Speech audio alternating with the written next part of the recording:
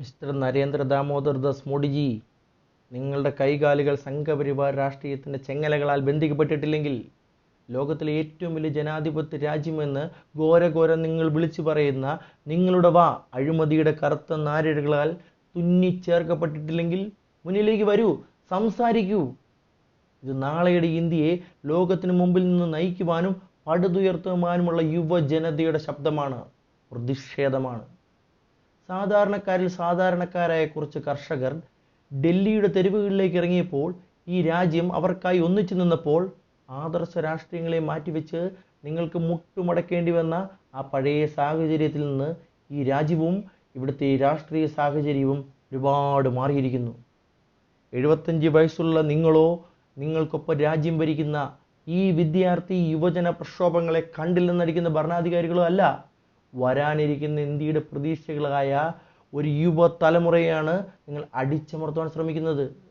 ഈ ലോകത്തിലെ ഏറ്റവും വലിയ റിസോഴ്സസ് അത് ഹ്യൂമൻ റിസോഴ്സസ് അഥവാ മനുഷ്യ വിഭവശേഷിയാണെന്ന സത്യം മാത്രം മുതൽക്കൂട്ടാക്കി, വിദ്യാഭ്യാസം എന്ന ഒരേ ഒരു മൂലധനം മാത്രം കൈമുതലാക്കി, രാപ്പകലില്ലാതെ കഷ്ടപ്പെട്ട് പഠിച്ച് പരീക്ഷ എന്ന മഹാകടമ്പയ്ക്കായി തങ്ങളുടെ ജീവിതം സമർപ്പിച്ചപ്പോൾ, അതേ വിദ്യാഭ്യാസത്തിനെ കച്ചവട സാധ്യതയിലൂടെ, വഞ്ചനയിലൂടെ, ചോദ്യപേപ്പർ ചോർത്തി, പണമുള്ളവന് മുമ്പിൽ കഴിവുള്ളവനെ ചവിട്ടിത്താഴ്ത്തി, നാളെയുടെ പ്രതീക്ഷകളായ വിദ്യാർത്ഥികളെ സ്വയം മരണം തിരഞ്ഞെടുക്കുവാൻ പ്രേരിപ്പിച്ച വിദ്യാഭ്യാസ സംവിധാനത്തെ അഴിമതിയിലൂടെ കാൽക്കീഴിലാക്കിയ മിസ്റ്റർ ധർമ്മേന്ദ്ര പ്രധാൻ, നിങ്ങൾക്കും നിങ്ങളുടെ സർക്കാരിനും മാപ്പില്ല, മാപ്പ് തരില്ല ഈ പുതിയ തലമുറ. കഴിഞ്ഞ 12 വർഷങ്ങളിൽ ശരാശരി മാസത്തിൽ ഒന്ന് എന്ന കണക്കിൽ ചോദ്യപേപ്പറുകൾ ചോർന്നിട്ടുള്ള ഈ രാജ്യത്തെ വിദ്യാഭ്യാസ സംവിധാനത്തെ ഇനിയും വിശ്വസിക്കണമെന്ന് പറഞ്ഞാൽ വെള്ളം തൊടാതെ വിഴുങ്ങുവാൻ ചിന്തിക്കുന്ന, പ്രതികരിക്കാൻ മടിയില്ലാത്ത ഇന്നത്തെ തലമുറ തയ്യാറാകാത്തതിൽ നിങ്ങൾ അസ്വസ്ഥരാകേണ്ട മോഡി സർക്കാർ. വിദ്യാഭ്യാസം മാത്രം കൈമുതലാക്കി നല്ലൊരു നാളെയെ സ്വപ്നം കാണുന്ന 7.5 കോടി വിദ്യാർത്ഥികളാണ് കഴിഞ്ഞ 10-12 വർഷങ്ങളായി നിങ്ങളുടെ അഴിമതിയിൽ നട്ടം തിരിഞ്ഞ് ദുരിതക്കയത്തിൽ കൈട്ടടിക്കുന്നത്.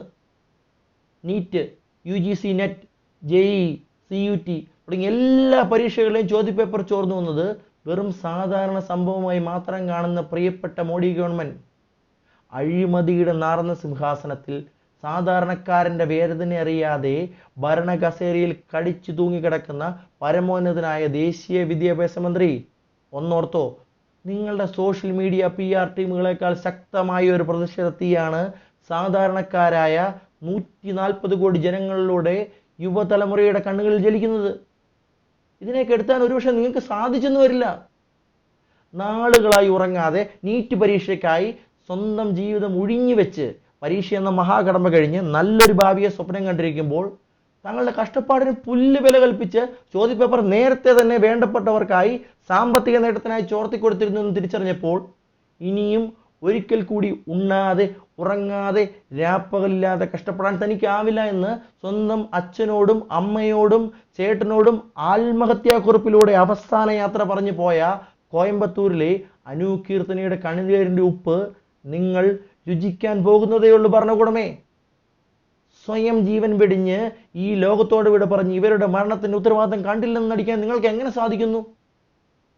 ഈ അഴിമതിയിലും ക്രമക്കേടിലും ഒരു മന്ത്രിയും രാജിവെക്കാത്ത നിങ്ങളുടെ ഭരണ സംവിധാനത്തിൽ സാധാരണക്കാരൻ്റെ വിശ്വസ്തത എന്ന മൂലധനം എപ്പോഴേ നഷ്ടമായിരിക്കുന്നു. CJP അഥവാ കോക്രോച്ച് ജനതാ പാർട്ടി എന്ന ആശയം പോലും നീതിന്യായ വ്യവസ്ഥയുടെയും അഴിമതി കൈമുതലാക്കിയ നിങ്ങളുടെ ഭരണത്തിൻ്റെയും കൂടിയാണ് എന്നത് എത്ര നാൾ നിങ്ങൾക്ക് മറച്ചു വയ്ക്കാനാകും?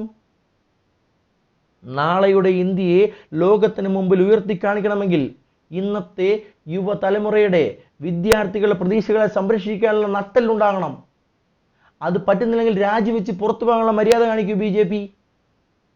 2011 അണ്ണാ ഹസാരെയും ബാബാറാ ദേവും അവർ നടത്തിയ സമരത്തിനെതിരെ എൻ്റെ കൈകൾ ബന്ധിച്ചിട്ടില്ലായിരുന്നുവെങ്കിൽ ഞാനായിരിക്കും ആ സമരത്തിന് മുമ്പിൽ ഉണ്ടാവുക എന്ന് ഉറക്കെ പറഞ്ഞ ഗുജറാത്ത് മുഖ്യമന്ത്രിയായിരുന്ന മിസ്റ്റർ നരേന്ദ്രമോദി, നിങ്ങൾ തന്നെയാണ് ഇന്ന് ഇന്ത്യ എന്ന ലോകത്തിലെ ഏറ്റവും വലിയ ജനാധിപത്യ രാജ്യത്തിൻ്റെ പ്രധാനമന്ത്രി എന്ന് ഓർക്കുക. അപ്പോഴും മിസ്റ്റർ മോഡിജി, നിങ്ങളെയും നിങ്ങളുടെ പിന്നിൽ പ്രവർത്തിക്കുന്ന ബുദ്ധി കേന്ദ്രങ്ങളെ സമ്മതിച്ചു തന്നേ പറ്റൂ. നിങ്ങൾക്ക് കൃത്യമായി അറിയാവുന്നതുപോലെ ഈ മഹാപ്രക്ഷോഭത്തിൽ ദേശീയ വിദ്യാഭ്യാസ മന്ത്രി രാജിവെക്കേണ്ടി വന്നാൽ പെട്രോളിൽ എത്തനോൾ കലർത്തി മറ്റൊരു അഴിമതിയിലേക്ക് വിരൽ ചൂടാൻ സാധ്യതയുള്ള നിങ്ങളുടെ ഗതാഗത മന്ത്രി നിതിൻ ഗഡ്കരിയും സാധാരണക്കാരന്റെ ദൈനംദിന ജീവിതം കുറച്ചെങ്കിലും സുഗമമാക്കുന്ന ഇരുചക്ര വാഹനങ്ങൾക്ക് 28% GSTയും ആഡംബരത്തിന്റെ അങ്ങേയറ്റമായ സമ്പന്ന വിഭാഗത്തിന് മാത്രം ഉപയോഗിക്കേണ്ടി വരുന്ന ഹെലികോപ്റ്ററിന് വെറും 5% GSTയും ചുമത്തുന്ന സാമ്പത്തിക മന്ത്രി നിർമ്മല സീതാരാമനും ഉൾപ്പെടെ പലരുടെയും രാജിക്കായി ജനം തെരുവിലിറങ്ങിയാൽ അത് നിങ്ങൾ ചിലപ്പോൾ ചിന്തിക്കുന്നതിനും അപ്പുറമാണ്. ഈ രാജ്യത്തിന്റെ വിദ്യാഭ്യാസ നേട്ടത്തിൽ 23 IIT എന്ന എണ്ണം ഇട്ട് പറഞ്ഞ BJP നേതാവിനോട് ഒരു കാര്യം പറയാൻ ഓർപ്പിക്കുന്നു. ആ 23-ൽ വെറും 6 എണ്ണം മാത്രമാണ് മോഡി സർക്കാരിന്റെ ഭരണത്തിൽ ഉണ്ടായെന്ന് ഓർക്കുക. വർഷങ്ങളോളം ബ്രിട്ടീഷുകാർ ഭരിച്ച് നശിപ്പിച്ച് ചവച്ച് തുപ്പി ചണ്ടിയായി മാറിയ ഈ രാജ്യത്ത് ഒന്നുമില്ലായ്മയിൽ നിന്നും 17 IIT ഉണ്ടാക്കിയത് ഇതിനു മുമ്പുണ്ടായിരുന്ന ഗവൺമെന്റുകളായിരുന്നു. ഇത്രയൊക്കെ ആയിട്ടും ഈ രാജ്യത്തെ സാധാരണക്കാരന്റെ വരുമാനത്തിന്റെ ഒരു വീതം കൊണ്ട് മാത്രം വളരുന്ന സെലിബ്രിറ്റികളെ, നിങ്ങളുടെ മൗനം അത് ഞങ്ങളെ വളരെ വിഷമപ്പെടുത്തുന്നെന്ന് പറയാതിരിക്കാൻ വയ്യ. ഞാൻ ഉൾപ്പെടെയുള്ള സാധാരണക്കാർ നിങ്ങളെ ആരാധനയോടെ നോക്കിക്കാണുമ്പോഴും ഉപയോഗിക്കുന്ന ഓരോ മനുഷ്യനെയും ക്യാൻസർ പോലുള്ള മഹാവ്യാധികളിലേക്ക് തള്ളിവിടുന്ന പാൻ മസാല പരസ്യങ്ങളിലൂടെ കോടികൾ നേടിയ നിങ്ങൾക്ക് ഈ നാറുന്ന വിദ്യാഭ്യാസ അഴിമതി സംവിധാനത്തിനെതിരെ സാമൂഹ്യ മാധ്യമത്തിൽ ഒരു പോസ്റ്റിലൂടെയെങ്കിലും പ്രതികരിക്കാനാവുന്നില്ലെങ്കിൽ ഒന്നോർത്തോ, കോവിഡ് പോലുള്ള മഹാമാരികൾ ഞങ്ങളെ പഠിപ്പിച്ച ഒരു വലിയ അനുഭവമുണ്ട്. നാളെ ഒരു അടിയന്തര സാഹചര്യം വന്നാൽ എൻ്റെയും നിങ്ങളുടെയും ജീവിതത്തിൽ നിന്ന് ഒഴിവാക്കേണ്ടി വരുന്ന ആദ്യത്തെ ആവശ്യങ്ങൾ സിനിമയും സ്പോർട്സും ഒക്കെ ആയിരിക്കും. സിനിമയോ സ്പോർട്സോ ഫോളോ ചെയ്തില്ലെങ്കിൽ ഇവിടെ ഒരു ചുക്ക് സംഭവിക്കില്ല എന്ന് നിങ്ങൾ മനസ്സിലാക്കണം. അടിസ്ഥാന ആവശ്യങ്ങൾക്ക് അപ്പുറമാണ് നിങ്ങളും നിങ്ങൾ പ്രതിനിധീകരിക്കുന്ന മേഖലയും എന്ന് മനസ്സിലാക്കി ഈ വിദ്യാർത്ഥി യുവതലമുറയുടെ ആവശ്യങ്ങൾക്കായി അണിചേരൂ. അഴിമതിയിലും ക്രമക്കേടിലും മുങ്ങി നിൽക്കുന്ന ഈ വിദ്യാഭ്യാസ സംവിധാനത്തിനെതിരെ നിങ്ങളുടെ ചെറുവിരൽ അനക്കൂ.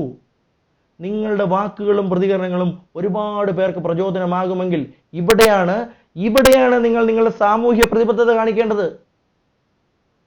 സിനിമാ സെറ്റിലെ കോടതി മുറിയിലേക്ക് ഷോട്ട് റെഡിയാകുമ്പോൾ ക്യാരവാനിൽ നിന്നും ഇറങ്ങി വന്ന് ഇന്ത്യയുടെ അഴിമതി ഭരണത്തിനെതിരെയും വ്യവസ്ഥാപിത സംവിധാനങ്ങൾക്കെതിരെയും തിരക്കഥാകൃത്തിന്റെ തീവാറുന്ന ഡയലോഗിലൂടെ സാധാരണക്കാരനെ കോരിത്തിരിപ്പിച്ച മിസ്റ്റർ പൃഥ്വിരാജ് സുകുമാരൻ, എവിടെ നിങ്ങൾ? ഓണത്തിന് റിലീസാവുന്ന സിനിമയുടെ പോസ്റ്ററുകൾ നിങ്ങളുടെ സ്റ്റോറിയിലൂടെ പ്രദർശിപ്പിക്കുമ്പോൾ ദേശീയ രാഷ്ട്രീയത്തിനെതിരെ പ്രതികരിച്ചാൽ വരാനിരിക്കുന്ന ഒരു നാഷണൽ അവാർഡ് നിങ്ങൾക്ക് നഷ്ടമാകുമെന്ന ഭയമുണ്ടെങ്കിൽ ജനഗണമന എന്ന സിനിമയിലെ നിങ്ങളുടെ ഇരുതല മൂർച്ചകളുടെ ഡയലോഗിനേക്കാൾ ഈ വിദ്യാർത്ഥി പ്രതിഷേധത്തെ അടിച്ചമർത്തുന്ന ജനാധിപത്യത്തിന്റെ അടിസ്ഥാന അവകാശങ്ങളെ കുഴിച്ചു മൂടുന്ന ഈ ഭരണ സംവിധാനത്തിനെതിരെ ഒരു ചെറുവിരൽ അനക്കിയാൽ അത് ഒരു നാഷണൽ അവാർഡിനേക്കാളും എന്നെ പോലെയുള്ള സാധാരണക്കാർക്ക് സന്തോഷവും ആശ്വാസവും നൽകും. മിസ്റ്റർ പൃഥ്വിരാജ്, ജനന്തർ മന്ദിറിലേക്കുള്ള എല്ലാ വഴികളും നിങ്ങൾക്ക് അടയ്ക്കാനായേക്കാം, മൊബൈൽ ജാമർ ഉപയോഗിച്ച് കമ്മ്യൂണിക്കേഷൻ തടയാനായേക്കാം. പക്ഷേ ഈ രാജ്യത്തെ സാധാരണക്കാരൻ്റെ, വിദ്യാർത്ഥികളുടെ, യുവതലമുറയുടെ പ്രതികരണ ശേഷിയെ നിങ്ങൾക്ക് മൂടിവെക്കാനാവില്ല. അതിന് ഏറ്റവും വലിയ ഉദാഹരണമാണ് ഈ രാജ്യത്തിൻ്റെ നാനാഭാഗത്തു നിന്നും പ്രതിഷേധക്കാർക്കായി ഓൺലൈൻ ഫുഡ് ഡെലിവറി ആപ്പുകൾ വഴി സമരമുഖത്തേക്ക് ഭക്ഷണങ്ങൾ എത്തുന്നത്. ഒരു രാജ്യഭാഗ പ്രതിഷേധമായി ഇത് നാളെ മാറുമെന്നതിൽ യാതൊരു സംശയവുമില്ല. അതെ, ഇത് ജനാധിപത്യ ഇന്ത്യയാണ്. ഞങ്ങൾ പ്രതികരിക്കും, അത് ഞങ്ങളുടെ അവകാശമാണ്. പ്രതികരിക്കുന്നവരെല്ലാം രാജ്യദ്രോഹികളാണെന്ന് പറയാൻ നിങ്ങൾക്കാവില്ല സർക്കാരെ.